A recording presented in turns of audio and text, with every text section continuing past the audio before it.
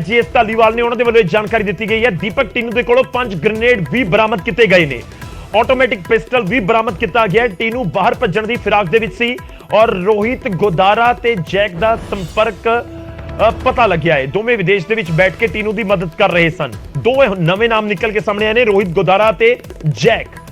ਇਹ ਦੋਵੇਂ ਸੰਪਰਕ ਦੇ ਵਿੱਚ ਸੀ। ਦੀਪਕ ਟੀਨੂ ਦੇ ਦੋਵੇਂ ਵਿਦੇਸ਼ ਦੇ ਵਿੱਚ ਬੈਠ ਕੇ ਟੀਨੂ ਦੀ ਮਦਦ ਕਰ ਰਹੇ ਸੀ। ਟੀਨੂ ਵਿਦੇਸ਼ ਭੱਜਣਾ ਚਾਹੁੰਦਾ ਸੀ, ਕਿਹੜਾ ਰੂਟ ਅਪਣਾਉਣਾ ਚਾਹੁੰਦਾ ਸੀ, ਇਹ ਵੀ ਇੱਕ ਵੱਡਾ ਸਵਾਲ ਹੈ ਕਿ ਰਾਜਸਥਾਨ ਦੇ ਜ਼ਰੀਏ ਕਿ ਬਾਰਡਰ ਨੂੰ ਪਾਰ ਕਰਕੇ ਪਾਕਿਸਤਾਨ ਜਾਣ ਦੀ ਫਿਰਾਕ ਦੇ ਵਿੱਚ ਸੀ ਜਾਂ ਫਿਰ ਕੋਈ ਹੋਰ ਰੂਟ ਕਿ ਕੁਝ ਦਿਨਾਂ ਦੇ ਵਿੱਚ ਨੇਪਾਲ ਵਾਲਾ ਰੂਟ ਪਕੜ ਕੇ ਉਹ ਵਿਦੇਸ਼ ਭੱਜੇ। ਖੈਰ ਇਸ ਸਮੇਂ ਦੀ ਵੱਡੀ ਖਬਰ ਤੁਹਾਨੂੰ ਦੱਸ ਰਹੇ ਹਾਂ, जीएस धालीवाल ਦੇ ਵੱਲੋਂ ਜੋ ਜਾਣਕਾਰੀ ਦਿੱਤੀ ਗਈ ਹੈ, ऑटोमैटिक पिस्टल भी बरामद कर लिया गया है और ये हथियार ਜਿਹੜੇ ਦੀਪਕ ਟੀਨੂ ਤੋਂ ਬਰਾਮਦ ਕੀਤੇ ਗਏ ਨੇ ਇਸ ਗ੍ਰਿਫਤਾਰੀ ਦੇ ਵਿੱਚ। ਤਾਂ ਇੱਕ ਚੀਜ਼ ਤਾਂ ਬਹੁਤ ਕਲੀਅਰ ਹੈ ਕਿਉਂਕਿ ਜੇਲ੍ਹ ਤੋਂ ਜਦੋਂ ਭੱਜਿਆ, ਜਦੋਂ ਕਸਟਡੀ ਦੇ ਵਿੱਚੋਂ ਭੱਜਿਆ ਤਾਂ ਉਸਦੇ ਕੋਲ ਉਸ ਸਮੇਂ ਤਾਂ ਹਥਿਆਰ ਕੋਈ ਨਹੀਂ ਸੀ। ਉਸ ਤੋਂ ਬਾਅਦ ਉਸਨੂੰ ਉਸਦੇ ਸਾਥੀਆਂ ਨੇ ਹਥਿਆਰ ਤੱਕ ਮੁਹੱਈਆ ਕਰਵਾ ਦਿੱਤੇ। ਇਨਫੈਕਟ हैंड ग्रेनेड भी ਜਿਹੜਾ ਬਰਾਮਦ ਹੋਇਆ ਉਹ ਵੀ ਮੁਹੱਈਆ ਕਰਵਾ ਦਿੱਤਾ ਗਿਆ। 5 हैंड ग्रेनेड ਬਰਾਮਦ ਕੀਤੇ ਗਏ ਨੇ ਤਾਂ ਕਿ ਆਪਣੀ ਪੁਲਿਸ ਦੇ ਨਾਲ ਕੋਈ ਮੁਕਾਬਲਾ ਨਾ ਹੋ ਜਾਵੇ, ਇਸ ਕਰਕੇ ਇਹ ਗ੍ਰੇਨੇਡ ਰੱਖੇ ਗਏ ਸੀ ਔਰ ਪਿਸਟਲ ਰੱਖੀ ਗਈ ਸੀ। ਜਾਂ ਫਿਰ ਦੀਪਕ ਟੀਨੂ ਕੋਈ ਵੱਡੀ ਘਟਨਾ ਨੂੰ ਅੰਜਾਮ ਦੇਣ ਦੀ ਫਿਰਾਕ ਦੇ ਵਿੱਚ ਸੀ ਕਿ ਜਲਦੀ ਕੋਈ ਵੱਡੀ ਘਟਨਾ ਨੂੰ ਅੰਜਾਮ ਦੇ ਸਕਦਾ ਸੀ। ਇਹ ਇੱਕ ਵੱਡਾ ਸਵਾਲ ਜ਼ਰੂਰ ਹੈ। ਖੈਰ ਲਾਜ਼ਮੀ ਤੌਰ ਤੇ ਪੁਲਿਸ ਇਸ ਪੂਰੇ ਮਾਮਲੇ ਦੇ ਵਿੱਚ ਜਾਂਚ ਹੁਣ ਕਰੇਗੀ। जीएस धालीवाल ਦੀ ਫਸਟ ਸਟੇਟਮੈਂਟ ਦੀਪਕ ਟੀਨੂ ਦੀ ਗ੍ਰਿਫਤਾਰੀ ਤੋਂ ਬਾਅਦ ਨਿਊਜ਼ 18 ਦੇ ਉੱਤੇ ਐਕਸਕਲੂਸਿਵ ਜਿਹੜੇ ਹਥਿਆਰ ਬਰਾਮਦ ਕੀਤੇ ਗਏ ਨੇ ਉਹ ਤੁਹਾਨੂੰ ਦੱਸ ਰਹੇ ਹਾਂ। ਆਟੋਮੈਟਿਕ ਪਿਸਟਲ ਬਰਾਮਦ ਕੀਤੀ ਗਈ ਹੈ ਦੀਪਕ ਟੀਨੂ ਦੇ ਕੋਲੋਂ ਤੇ ਇਸ ਦੇ ਨਾਲ ਹੀ ਦੀਪਕ ਟੀਨੂ ਦੇ ਕੋਲੋਂ 5 हैंड ग्रेनेड ਵੀ ਬਰਾਮਦ ਕੀਤੇ ਗਏ ਨੇ। ਤਾਂ ਹੁਣ ਤੱਕ ਇਸ ਪੂਰੇ ਐਪੀਸੋਡ ਦੇ ਵਿੱਚ ਫਰਾਰੀ ਤੋਂ ਗ੍ਰਿਫਤਾਰੀ ਤੱਕ ਜੋ ਚੀਜ਼ਾਂ ਨਿਕਲ ਕੇ ਸਾਹਮਣੇ ਆ ਰਹੀਆਂ ਨੇ ਕਿ ਗਰਲਫ੍ਰੈਂਡ ਨੇ ਮਦਦ ਕੀਤੀ, ਉਸ ਤੋਂ ਬਾਅਦ ਕੁਝ ਹੋਰ ਸਾਥੀ ਉਸ ਨੂੰ ਮਿਲੇ ਭੱਜਣ ਦੇ ਵਿੱਚ ਜਿਨ੍ਹਾਂ ਨੇ ਮਦਦ ਕੀਤੀ ਸੀ, ਉਸ ਤੋਂ ਬਾਅਦ ਅੱਗੇ ਜਾਣ ਦੇ ਵਿੱਚ ਜੋ ਮਦਦ ਕਰ ਰਹੇ ਸੀ ਔਰ ਦੀਪਕ ਟੀਨੂ ਨੂੰ ਹਥਿਆਰ ਤੱਕ ਮੁਹੱਈਆ ਕਰਵਾਏ ਗਏ। ਆਟੋਮੈਟਿਕ ਪਿਸਟਲ ਹਥਿਆਰ ਬਰਾਮਦ ਤੇ ਇਸ ਦੇ ਨਾਲ ਹੀ 5 हैंड ग्रेनेड ਵੀ ਬਰਾਮਦ ਕੀਤੇ ਨੇ, ਯਾਨੀ ਕਿ ਉਸ ਨੂੰ ਮੁਹੱਈਆ ਕਰਵਾ ਦਿੱਤੇ ਗਏ। ਔਰ ਇਹ ਵੀ ਤੁਹਾਨੂੰ ਦੱਸ ਦਈਏ ਕਿ ਧਾਲੀਵਾਲ ਇਹ ਵੀ ਇਸ ਸਮੇਂ ਜ਼ਿਕਰ ਕਰਦੇ ਨਜ਼ਰ ਆ ਰਹੇ ਨੇ ਕਿ ਪੁਲਿਸ ਦੀ ਸਖਤੀ ਸੀ, ਇਸ ਨੂੰ ਬਾਖੂਬੀ ਸਮਝ ਰਿਹਾ ਸੀ ਦੀਪਕ ਟੀਨੂ, ਇਸ ਕਰਕੇ ਉਹ ਬਾਹਰ ਭੱਜ ਨਹੀਂ ਸਕਿਆ, ਯਾਨੀ ਕਿ ਵਿਦੇਸ਼ ਦੇ ਵਿੱਚ ਨਹੀਂ ਜਾ ਸਕਿਆ।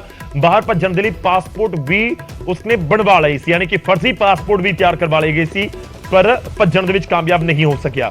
ਕਾਬਿਲੇ ਗੌਰ ਹੈ ਕਿ ਇਸ ਤੋਂ ਪਹਿਲਾਂ ਜੇਕਰ ਅਸੀਂ ਗੱਲ ਕਰੀਏ ਤਾਂ ਫਰਜ਼ੀ ਪਾਸਪੋਰਟ ਦੇ ਉੱਤੇ ਦੋ ਨਾਮ ਨੇ ਜਿਹੜੇ ਫਰਾਰ ਹੋਏ ਨੇ, ਸਚਿਨ ਥਾਪਨ ਬਿਸ਼ਨੋਈ ਤੇ ਦੂਜਾ ਅਨਮੋਲ ਬਿਸ਼ਨੋਈ, ਜਿਹੜੇ ਲਾਰੈਂਸ ਬਿਸ਼ਨੋਈ ਦੇ ਰਿਸ਼ਤੇਦਾਰ ਨੇ। ਇਹ ਦੋਵੇਂ ਅਪ੍ਰੈਲ ਦੇ ਮਹੀਨੇ ਦੇ ਵਿੱਚ ਸਿੱਧੂ ਮੂਸੇਵਾਲਾ ਦੇ ਕਤਲ ਤੋਂ ਪਹਿਲਾਂ ਇਹ ਦੋਵੇਂ ਫਰਾਰ ਹੋ ਗਏ ਸੀ ਔਰ ਫਰਜ਼ੀ ਪਾਸਪੋਰਟ ਦੇ ਜ਼ਰੀਏ ਦਿੱਲੀ ਤੋਂ ਇਹਨਾਂ ਨੇ ਫਰਜ਼ੀ ਪਾਸਪੋਰਟ ਬਣਵਾਏ ਸੀ। ਇਲਜ਼ਾਮ ਨੇ ਕਿ ਜੇਲ੍ਹ ਦੇ ਵਿੱਚ ਬੈਠੇ ਹੀ ਲਾਰੈਂਸ ਬਿਸ਼ਨੋਈ ਨੇ ਇਹਨਾਂ ਦੇ ਪਾਸਪੋਰਟ ਬਣਵਾ ਕੇ ਦਿੱਤੇ ਸੀ ਤੇ ਉਸ ਤੋਂ ਬਾਅਦ ਇਹ ਵਿਦੇਸ਼ ਭੱਜ ਗਏ ਸੀ। ਤਾਂ ਉਸ ਤਰੀਕੇ ਨਾਲ ਹੀ ਦੀਪਕ ਟੀਨੂ ਨੇ ਵੀ ਇੱਕ ਪਾਸਪੋਰਟ ਬਣਵਾ ਲਿਆ ਸੀ, ਲਾਜ਼ਮੀ ਤੌਰ ਤੇ ਫਰਜ਼ੀ ਪਾਸਪੋਰਟ ਹੋਏਗਾ ਔਰ ਉਸ ਪਾਸਪੋਰਟ ਦੇ ਜ਼ਰੀਏ ਵਿਦੇਸ਼ ਭੱਜਣ ਦੀ ਫਿਰਾਕ ਦੇ ਵਿੱਚ ਸੀ।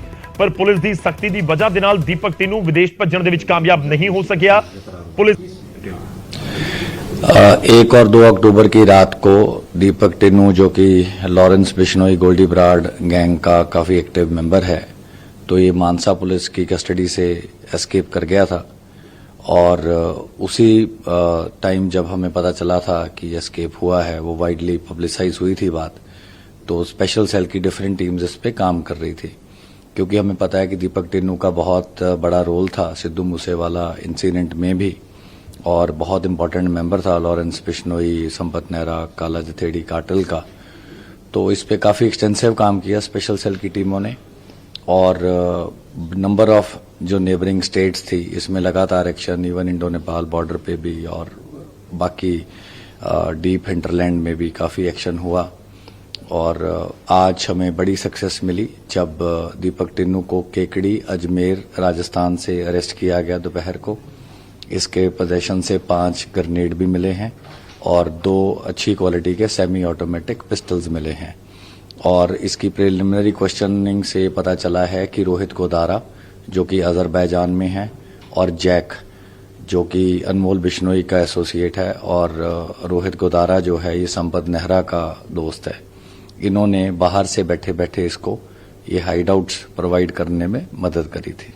सर, इसके पास से 5 ग्रेनेड और बाकी और वेपन्स मिले, तो कैसे, कहाँ से इसने फरार होने के बाद कैसे, कहाँ रहा और कैसे?